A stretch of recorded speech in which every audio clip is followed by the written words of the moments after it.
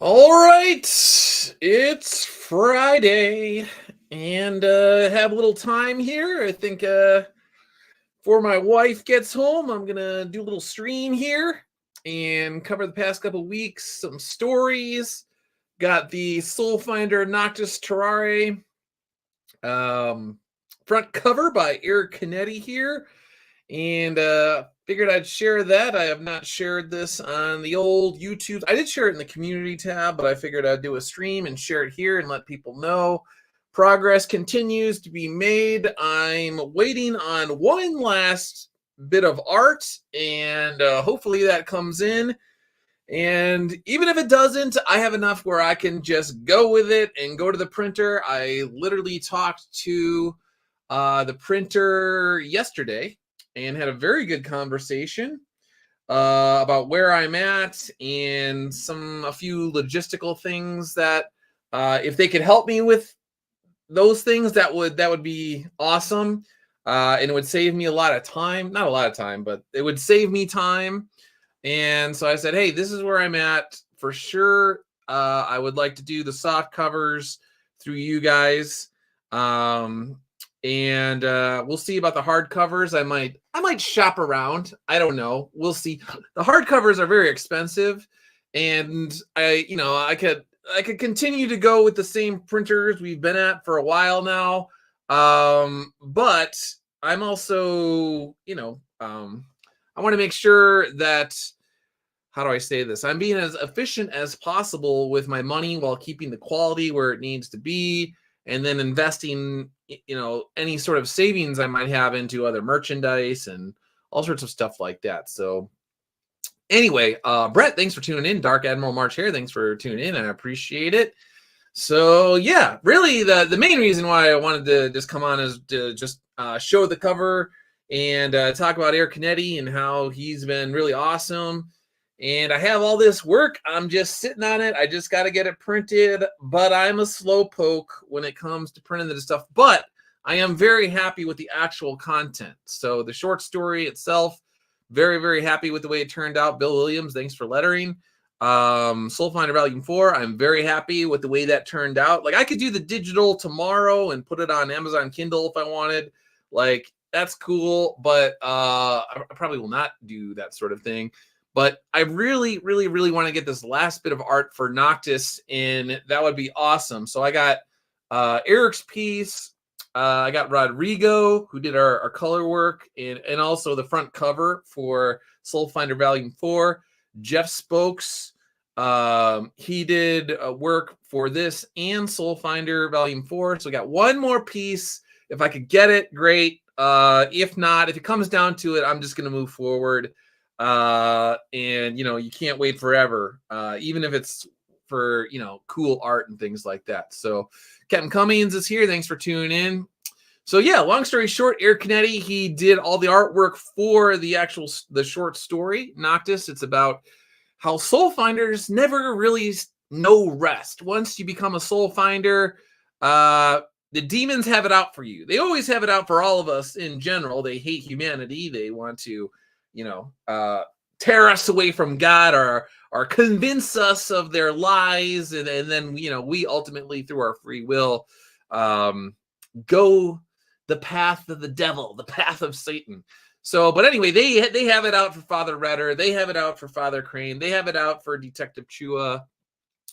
And they're gonna give them extra attention in their most intimate moments. When you think you're safe, you're in your room at night, you're trying to go to bed, you just got home from a mission, you've been overseas, you've been in this Tibetan land type of country, and you come home after months, you're exhausted, your body's beat up, and you're like, I just got to go to bed, man. You go to bed, and who is there when you go to bed in your pseudo dreams? Who is there in the night terrors?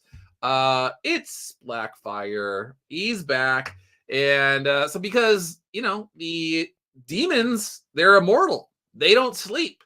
And they could just keep coming at you again and again and again. And if God permits it, to obviously give you a chance to grow in virtue, then that's what's going to happen. So the soul finders, every single night, they are prone to spiritual attacks in their bedroom, in their sleep, all sorts of stuff. So that's what the story is about. It is pretty short, but hopefully it's poignant and it gets a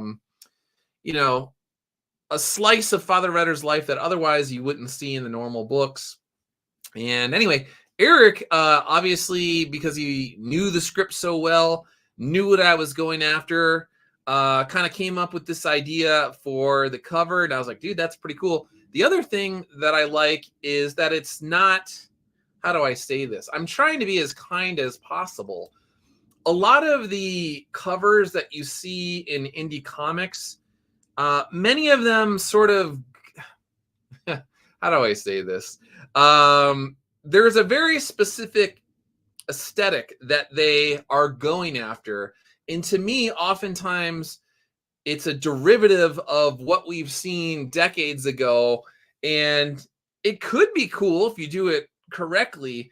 But at the same time, it's like if you just keep churning out the same stuff over and over and over again, and it gets stale. So I wanted to give people and Eric something that was kind of thought-provoking, that was different than you would otherwise see, with a lot of independent comic covers.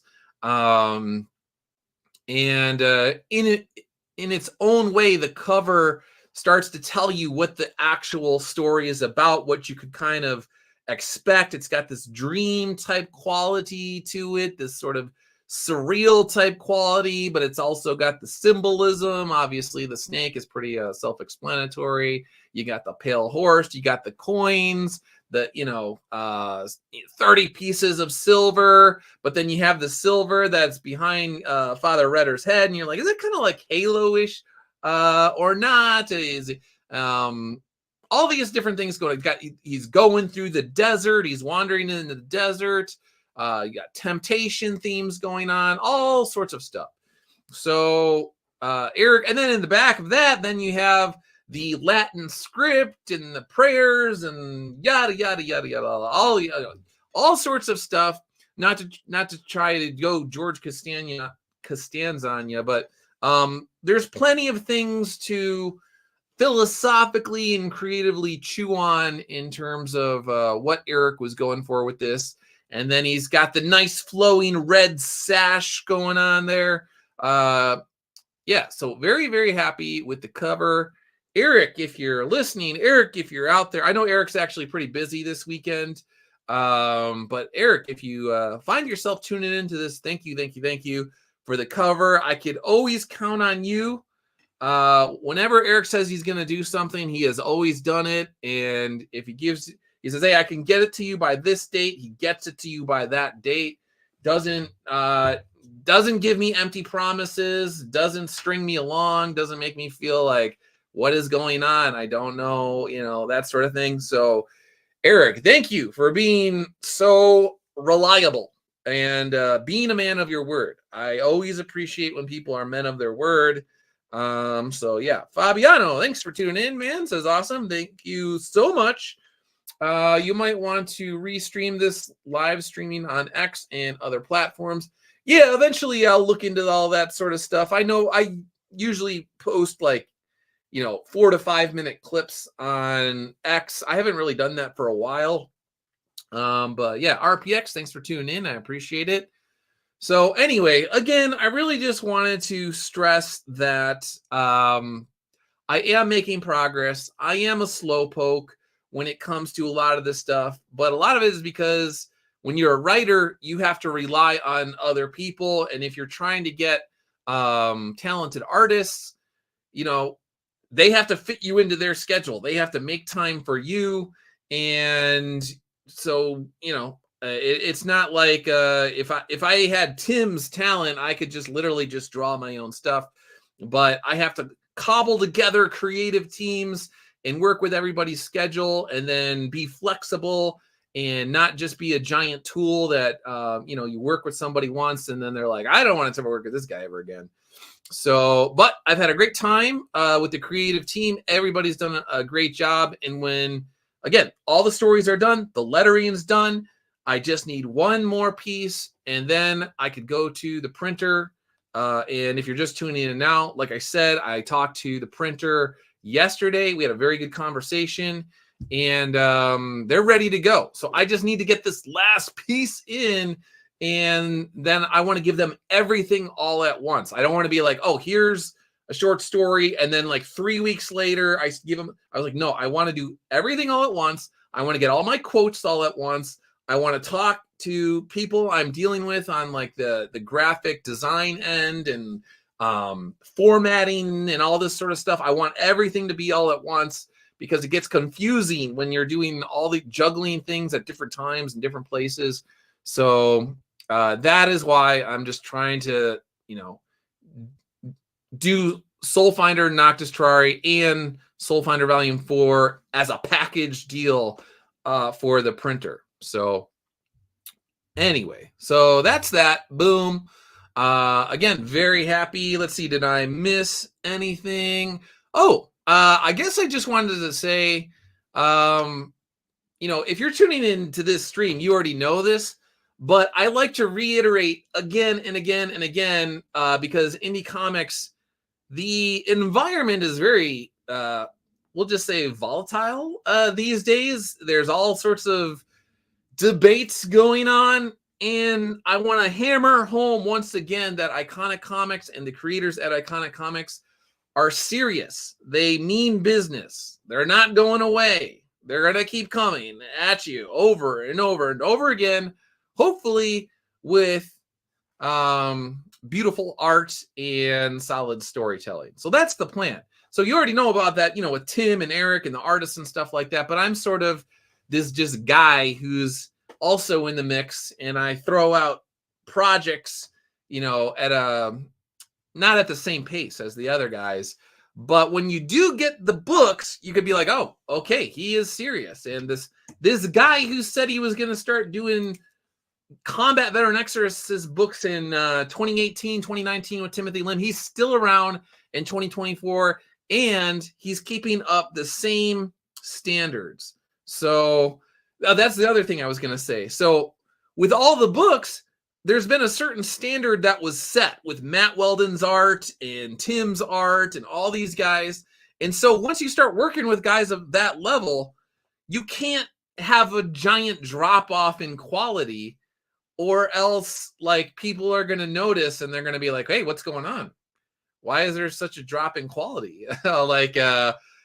So now I'm in this situation, which is a blessing, obviously, that I've worked with these talented artists where it's like, I don't want to put out a book unless I'm working with Matt or Eric or Tim or Alejandro or, all of these sorts of guys, Jeff Spokes, Rodrigo Aviles, all of these guys. So it just might take longer. So that's the thing. RPX, your actions speak louder than the words of a lot of people in the indie comics arena, and that's a good thing. Yeah, so I could get in.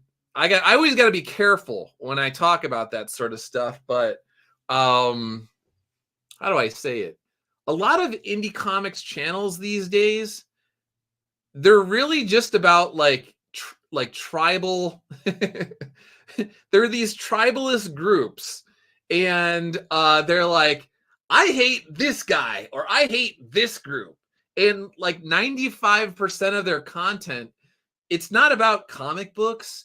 It's not about writing. It's not about storytelling. It's not about art. It's not about products.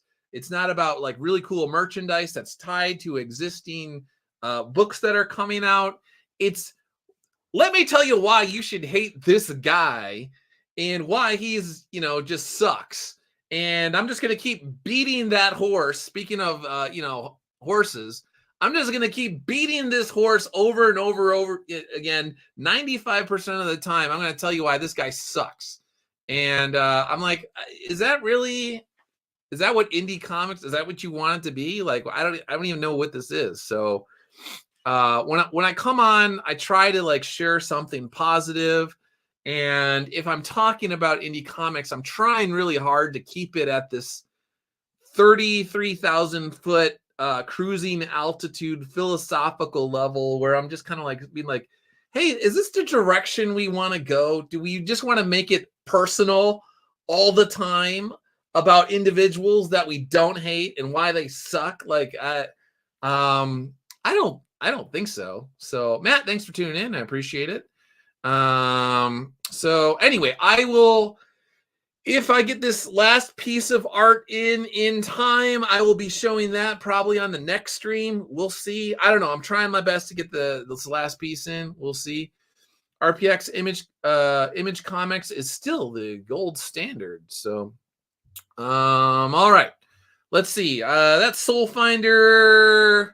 I'll stick to Iconic here and just say a quick thank you to Timothy Lim. So Tim sent me a nice little gift the other day. Got some flashback nostalgic G.I. Joe, very cool micro figures poster. Tim, the Bunderdome, if you're tuning in, thank you very much. But this was actually not the coolest element of the gift. Tim actually got me this Saint Rita prayer card that was touched to her relics, and it had a nice little prayer on the back of it as well. So, and I needed it. Tim didn't even know this, but I needed to hear this prayer. It says, "Prayer to Saint Rita. Oh God, who didst chase? I don't know. I got the glare there.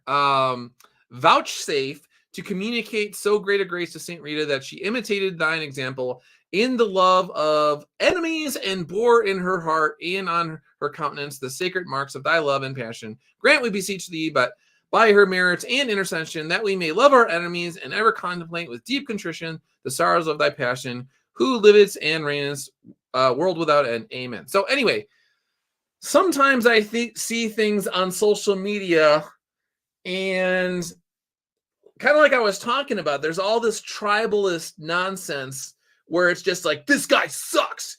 This guy sucks. This guy sucks.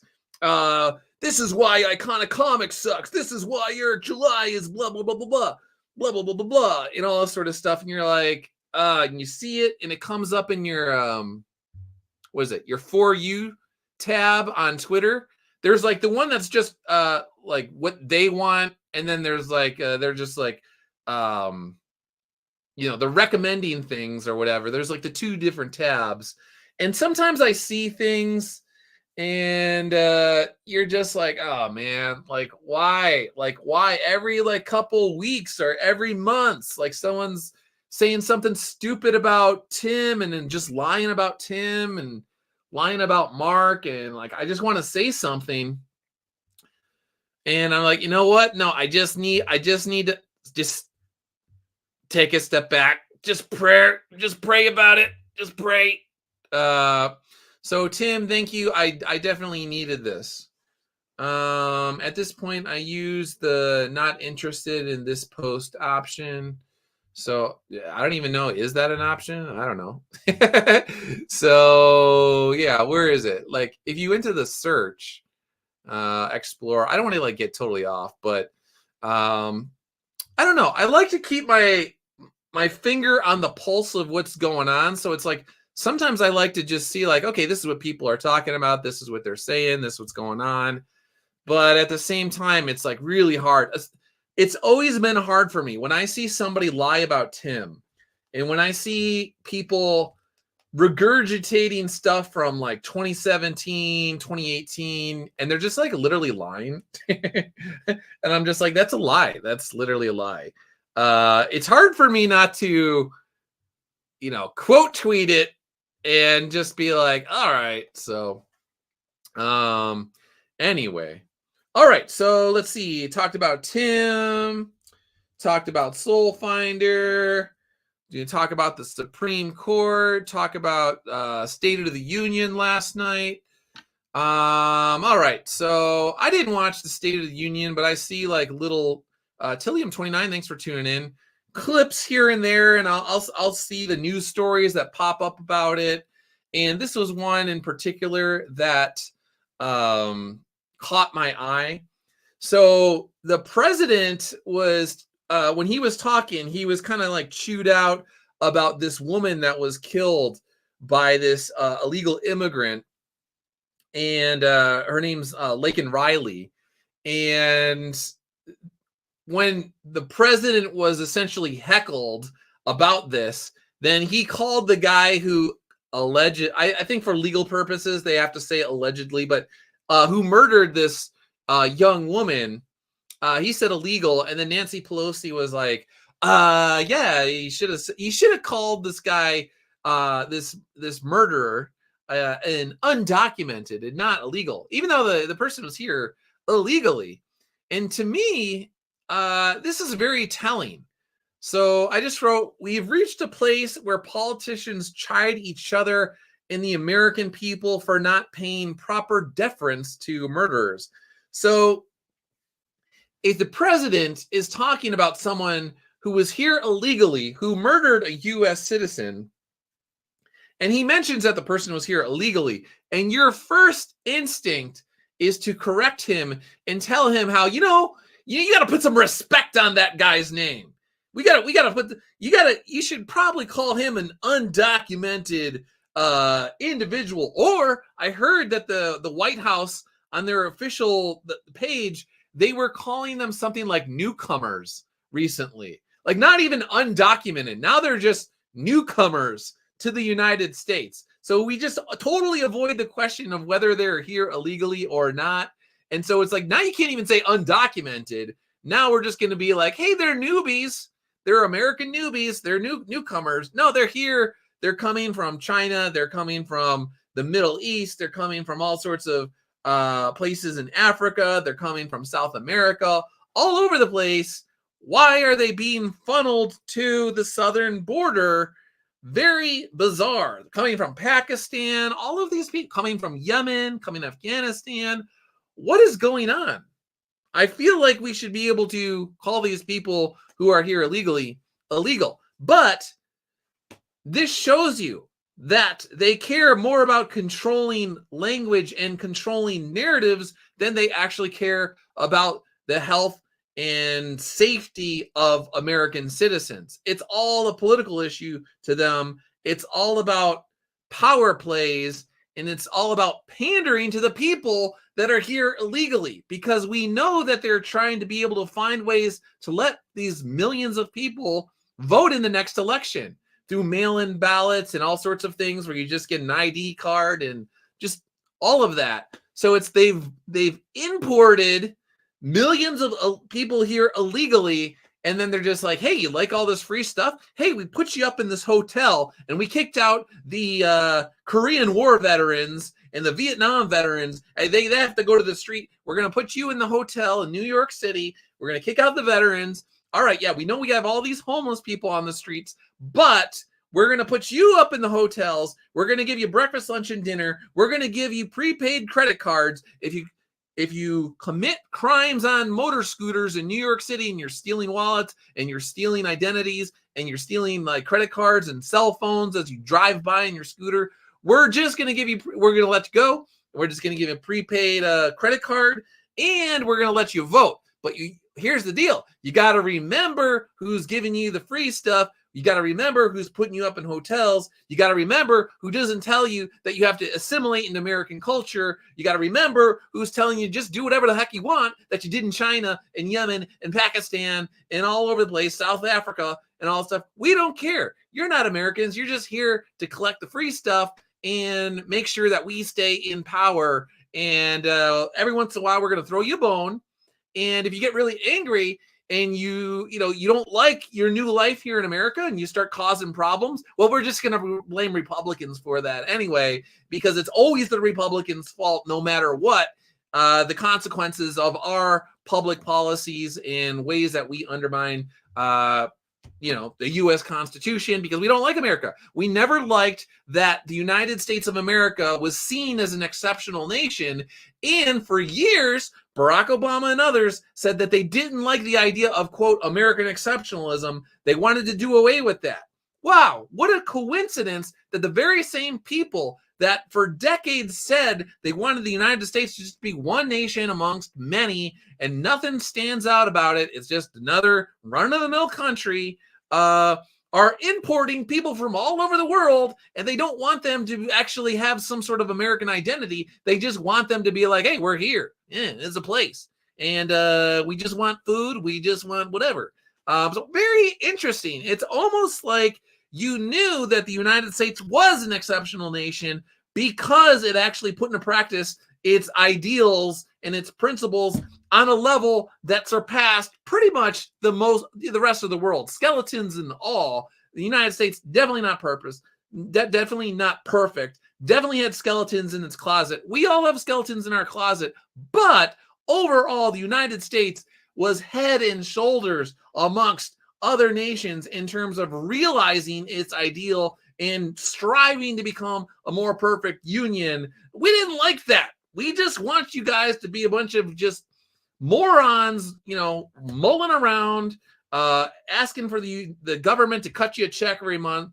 You don't have any entrepreneurial spirit. You're beaten down. You're easily controlled. And whatever you do produce, it's all consolidated into one place and then divvied up amongst, the quote unquote elites. Because if you have a country with 350 or 400 million people, even if they're not really that productive, in the aggregate, there's going to be a lot of resources that can be divvied up amongst Nancy Pelosi and Joe Biden and corrupt Republicans, because they can have their lake house in Tahoe. They could have their place in Miami. They could have their place in California wine country, Napa Valley, because there's going to be enough, again, even in Venezuela, go to China. The elites always have their own little, bubbles of opulence and wealth carved out for themselves. It doesn't matter if the vast majority of the population is living in poverty and they're just like scrounging for food and whatnot. So there's always going to be a tippity top of people that they're taking the resources for themselves. And if they're corrupt, they're like, yeah, who cares? So I could go on and on, but it was very interesting. Dillard, thanks for tuning in. I appreciate it. RPX. They talk about it all day, but when push comes to shove, they arrest no one. Yeah, so that's I could go on to the immigration stuff for the longest time. So very interesting. Your very first instinct, your reflex was to be like, hey, you got to put the respect on the murderer. Do not call him illegal. He is undocumented. He is an American newbie. He's a patriot, damn it. So very, very interesting. All right, let's see, go down. Mike Waring was talking about Soulfinder and the covers. And he was saying, let's see, blah, blah, blah. Little sidetrack here. Mike, thank you. I think what cracks me up is Iconic Comics works to keep their spines all aligned for shelf display. Then Doug comes along and says, nah, gotta appreciate the commitment to the bit. Don't change. So, yeah, this is a running gag of sorts, is that Timothy Lim and Eric Canetti, very uniform in their covers. They got everything's all nice. You got the, Common America. It's a Common America book on the bookshelf when you see it. Arc Athena, very, very uniform. They got all their buttons buttoned, all their zippers zipped. They're in a row. Then all of a sudden, Soulfinder comes along. What the heck is going on here? Nope, no uniformity. So I've always viewed each book as its own thing. It's like a record. When a band comes out with its new record, the new album cover is not going to be the same as the last album cover. It's very, you got the Black Album, whatever. You got all these different albums, and each one has its own unique personality. All I care about is that you see Soulfinder on the spine, but you'll get an idea of what it is. And you know what? Here's something I will disclose. I was really bummed out because I thought about it too late. So for Soulfinder Tunnel Hounds, it's all about the cave systems in Vietnam and this sort of thing. What I wanted to do for the spine is I wanted to have Soulfinder Tunnel Hounds, and then I wanted to have Father Crane along the spine with a flashlight crawling through a tunnel, and then the flashlight would illuminate Soulfinder Tunnel Hounds. So it's like the spine itself was one of the cave systems, and he was crawling through it up the spine.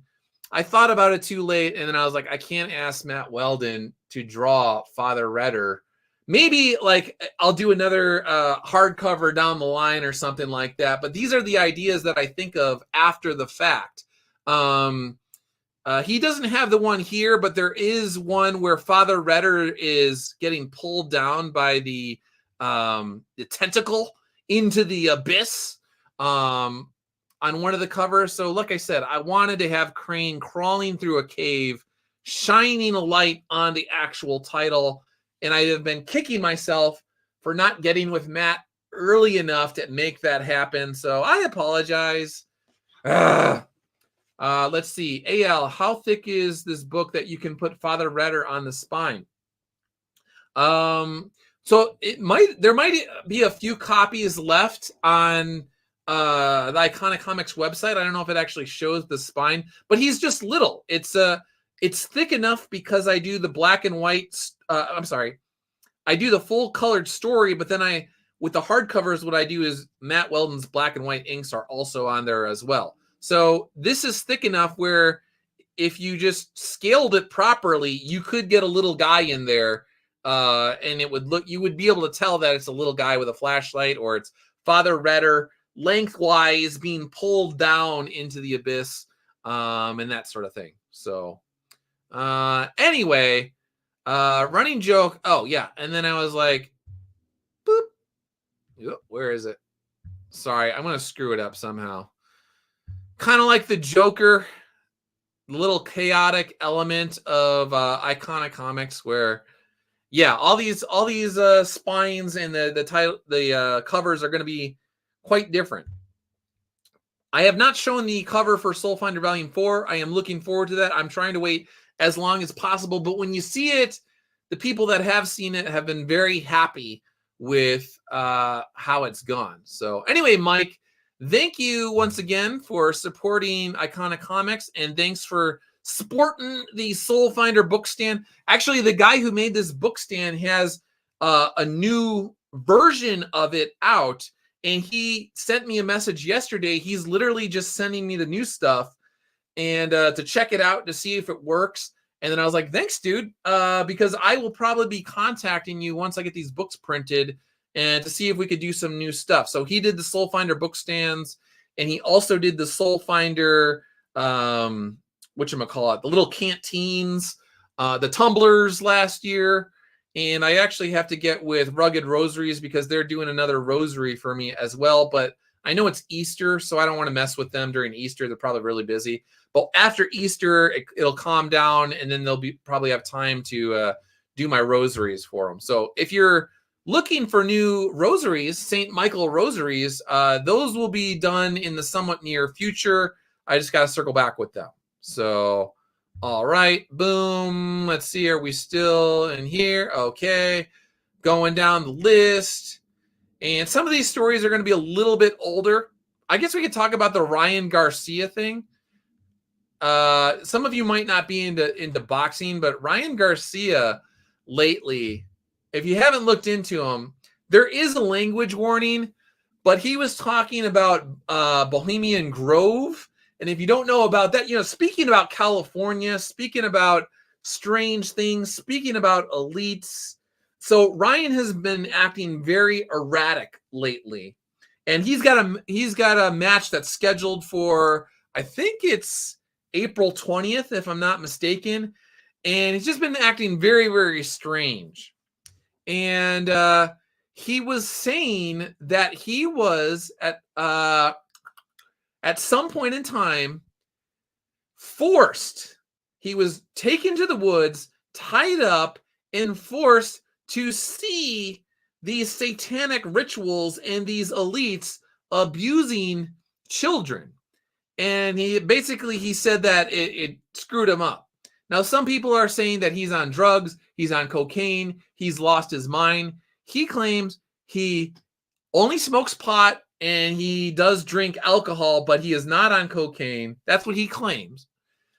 And so my take on this is, and he says that he has proof. And then I saw yesterday that there was some guy on Twitter who said he received at least some of the proof that Ryan's talking about and that it is legit. I don't know. We will see. But my point is that we have a couple options here. Ryan either lost his mind after actually witnessing these things, because if you saw these things, you would be shaken. You probably would on some level, basically be in the quote unquote abyss. You would be lost. You would be confused and whatever. So that makes sense. The other option is, well, there's a couple of them, is he's actually just lost his mind and he is saying things that are not true because he's lost his mind. So first option, if it's true, you got to pray for Ryan. The second option, if he just lost his mind because he's on drugs and he recently went through a divorce, he still needs you to pray for him. The third option is he's just trying to promote the fight in the most evil way possible by promoting a fight off the idea of like abused children. And if he's just being dishonest and he's just quote unquote trolling people to get attention for himself in his fight, then that's evil and that's gross. And then you should also pray for him, because what kind of person would do such a thing? So no matter how you slice it, it's not good. It's bad on every single level, but I guess time will tell. So, but we do know that these things do occur, and we do know that many of these people in Hollywood, in the music industry, and the political elites, we know that they are in fact occultists. This is not that's not made up. That's not a conspiracy. So we know for a fact that a lot of these people in the industry, they are literally occultists, Satanists, all that sort of stuff, and that they do practice these sorts of things. But if he actually had proof, that would be quite shocking if he released it. So, all right, what else? Blah, blah, blah, blah, blah, blah. Where's the... All right, Supreme Court. So this gets into a little older stuff, but I don't always talk about... I feel like I don't have to stream the second news happens, because I don't care about riding the algorithm wave to get the subscribers from talking about it the second it's happening. And I like to just let the dust settle. All right. So in the Colorado, the case where they tried to take Trump off the ballot, and then other states tried to do the same thing because they were trying to say like, well, Trump is guilty of igniting an insurrection, but it wasn't an insurrection, but it was kind of a riot, and it wasn't organized, but it's all Trump's fault. So because we don't like that this guy in a Viking hat was in the Capitol walking around, even though he had an escort around the Capitol, even though there was, all sorts of people that were let into the Capitol and they were just walking around, looking around, being around, looking at Ronald Reagan statues. One guy put his feet up on Nancy Pelosi's desk, even though it wasn't really an insurrection, and even though we know that there was no chance whatsoever that any of these random people run around like lunatics on January 6th a couple years ago, even though there was no way, they didn't even have any weapons, like it wasn't an armed insurrection. They weren't going to take the Capitol and hold it and hold all this. Now, even though there was no chance on earth that these people were going to overthrow the U.S. government and it wasn't organized, well, we're just going to accuse Trump of that, and we got to make sure that he's not on the ballot. Well, the Supreme Court ruled 9-0 that these rogue individuals in Colorado, they're wrong, just straight up wrong. And this is a path that you really don't want to go down, because if you want to go down this road where states could randomly decide that somebody's evil, even without, there's actually no due process involved. It's just like, oh, yeah, we think this guy, what he did was kind of crappy, and we're going to disqualify him from the ballot for president. if you want to go down that, even the liberals on the Supreme Court were like, wow, this could cause all sorts of problems if we did that. No, that's a really bad idea. 9-0. No, these people can't even disagree that the sky is blue. Half the time, if you just said the sky is blue, they were like, actually, there's a prism and there's all sorts of colors, but the atmosphere filters it out. And so you see blue, but it's not really blue. And so therefore we can't say it's blue, even though that's what, your eyes see. So they will fight over everything till the end of time. But on this issue, they decided, you know what, Colorado, you know what was the other, was it Vermont? I forgot the other state that was trying to do it. All these states, you're going down a really dark path. No. How do you get Sotomayor and Clarence Thomas and all these people who don't agree on anything to agree that you are wrong? You are a legal loser.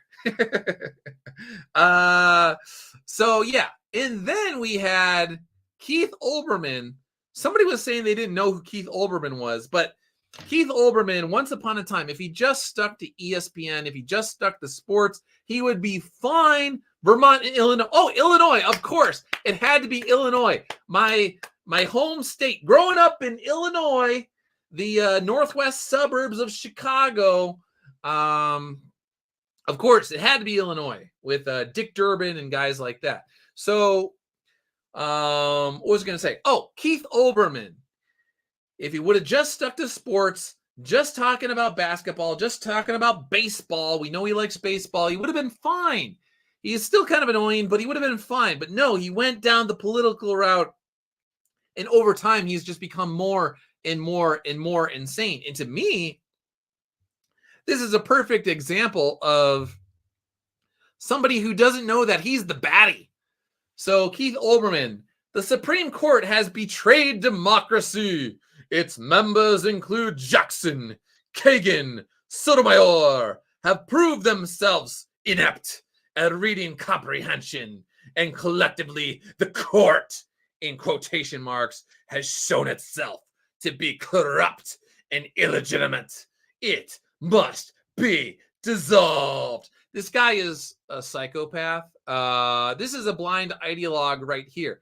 When the Supreme Court that is composed of liberals and conservatives and people that really, really, really don't like each other, they want nothing to do with each other. When 9 of them all agree that you are wrong, maybe, just possibly, if you're not a blind ideologue, you should step back and be like, wow, that's really interesting. All of these people that don't agree with one another, and they are very far apart politically, they are all on the same page that this is a bad idea. Maybe you should step back and be like, maybe I'm wrong. Maybe I'm missing something. Maybe I'm the baddie. But no. He now turns on the women of the liberal women of the U.S. Supreme Court and says that they are inept at reading comprehension, and that the court must be dissolved. So you don't get your way, Keith Olbermann, with hardcore liberals, and you immediately want to throw them under the bus. Then you want the bus to run over them. Then you want it to back up and forward. And then you want to do donuts on the body of Supreme Court justices who are, the women of the court. And then you want to peel out and talk about how you're a good guy.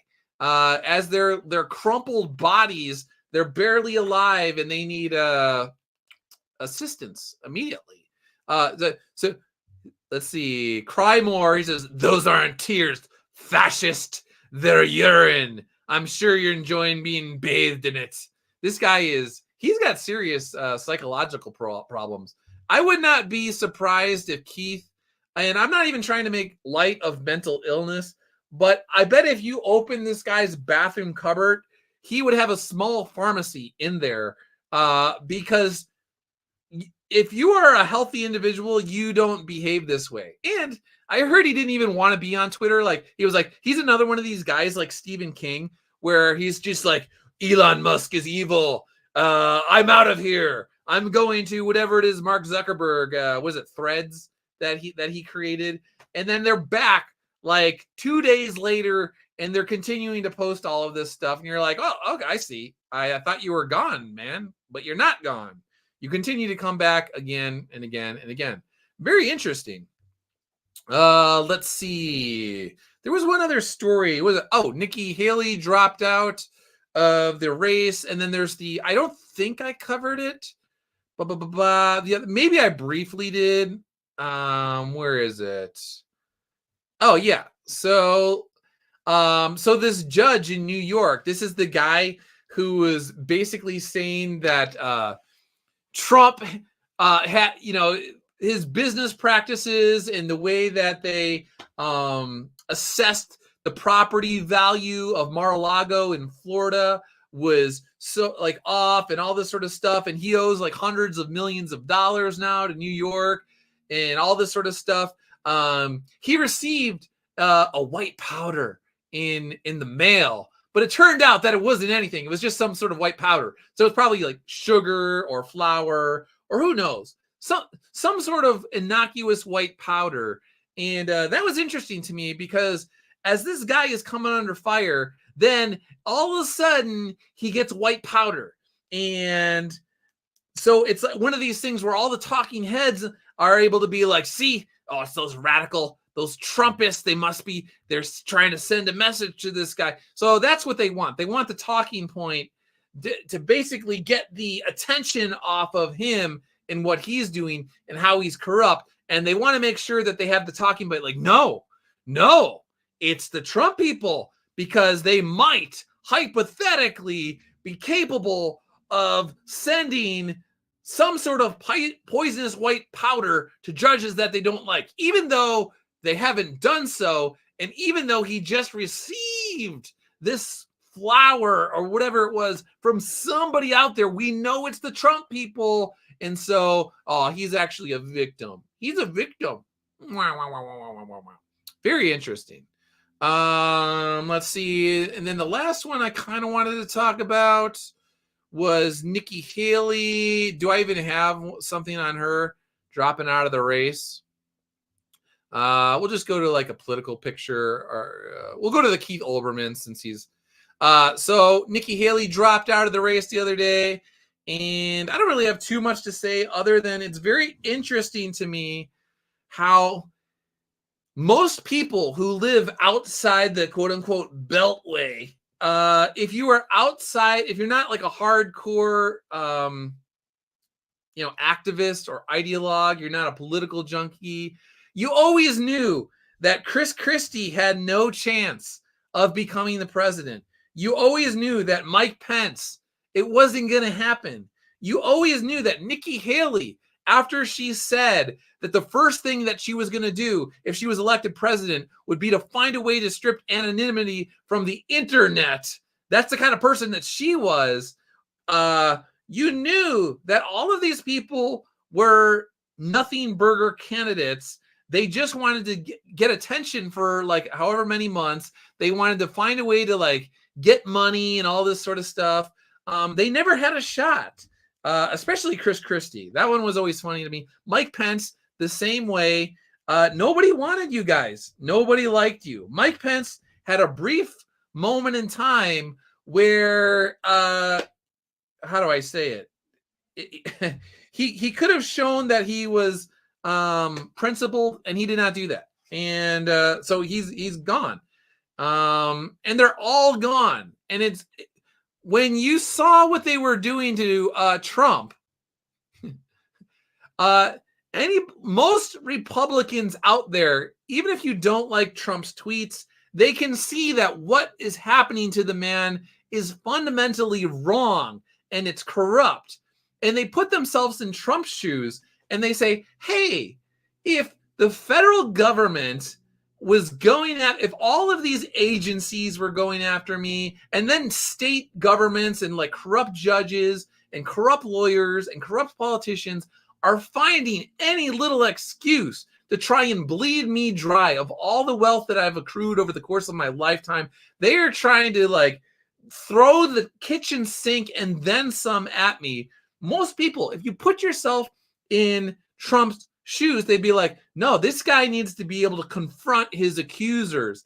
He needs to be able to stand up to these people and have another shot at after what they did to them. You can believe that, like, you know, he says mean things on Twitter. You can believe that he wasn't a good president while simultaneously believing that what they are doing to him is what they do in banana republics. It's what they do in places like Venezuela and Cuba and all of these, like, you know, ridiculous, backwards, corrupt police states and all of that. And you can be like, no, I want him to be able to stand face to face with Joe Biden and say his piece. I want him to be able to give all of these people a giant middle finger. And then, hey, at the end of the day, we're going to all vote on it and we're going to see what happens. And his thing is I want to win by so much that even if they tried to cheat, even if they did, there was an army of people that were trying to cheat, they can't do it. And so in my mind, I feel like he should be able to do that. I feel like even if you don't like him, I feel like, hey, let the chips fall where they may. So Boom Her is here. Thanks for tuning in. Kevin is here. The fact that everyone and their mother was after Trump should have been a huge sign. When Nancy Pelosi and all of these corrupt agencies and all of these corrupt judges are like fixated on Trump 24/7 years after he left, you know, he was out of office, every single day they're continuing to be obsessed with this guy and just making up stuff that is just totally outlandish and ridiculous. If all of these people who are this corrupt cannot stand him, that means that there's something about him that is right. There's something about it. He is doing something good. If all of these people are like, you know, murder hornets going crazy over Trump, he's doing something right. He's not a perfect man. Nobody's perfect. He has his flaws. I know what his flaws are, but he's driving these people up a wall. And for that reason alone, I want him to be able to stand across the stage from Joe Biden, and I want him to be able to debate him, and I want him to have his day on election day, and people could vote for him, or they could not vote for him. RPX, pray Trump does what that guy in Venezuela and start cleaning house right out there. Oh, yeah, no, why am I forgetting? Not Venezuela. What's the Brazil? No. I'm losing track of my countries. The libertarian guy. Let's see. Neostar Productions says, indeed, Doug. Captain Cummings. We are almost an entire decade of Trump mania, and he hasn't been president for 3 years. Yeah, no, they're still freaking out about him. So very interesting indeed. All right, I think, did I say everything that I wanted to say? All right, I think so. All right, so if you're just tuning in now, you didn't catch the beginning. At the beginning of the stream, I showed Eric Canetti's front cover for the short story, Soulfinder Noctis Terrores, Soulfinder Night Terrors, and it's trying to establish that Soulfinders rest is not something that comes to them very easily, if at all. Every night of their life, once you become a soul finder, the demons have it out for you. They're going to try and go after you, exponentially worse than they would have if you were just a normal priest. And we all know that normal priests are, they suffer all sorts of demonic attacks on a regular basis, because how do you take out the flock? You got to take out the shepherd. If you could just take out the shepherd, then the flock scatters and they're aimless and they don't know what to do. And then the sheep it's easy pickings for the wolf if you take out the shepherd. So the demons are normally going after, you're just everyday priests. But in this universe with the soul finders, they really, really, really want to go after them. And they, every single night, they're at the gates, trying to get into the gates of Father Redder's consciousness to test him and to torment him and to torture him and to harass him. But If he prevails, then the glory is that much greater, and the virtue that grows within him is that much greater as well. That's what I tried to get across in the story. I am going to the printers hopefully sooner rather than later. Like I said, I'm waiting on one last piece. I'm trying to wait as long as possible, but at some point in time, I might have to just cut the cord and go forward and print the books. But I really am hoping I get this piece because I'm sure it'll be good if I get it. But when you're dealing with busy artists, you have to be flexible. So I am trying to be flexible. Thank you, Neostar, for tuning in. RPX, Captain Cummings, Kevin, Boom, Her, AL, Dark Admiral, March Hare, Frank, anybody else I missed? Brett, Jim, thanks for tuning in. Buffalo hat, not Viking hat in the Capitol. Oh, back in the day. So yeah, the guy who was wearing the buffalo hat, whatever he was wearing. Anybody else? Matt, thanks for tuning in. Diller, thanks for tuning in. Drunken Mumble, did not see you. So thanks for tuning in as well. Tillium, thanks for tuning in. Anybody else? If I missed you, I apologize. I will be back in the somewhat near future as stories continue to pile up that I'm actually interested in talking about.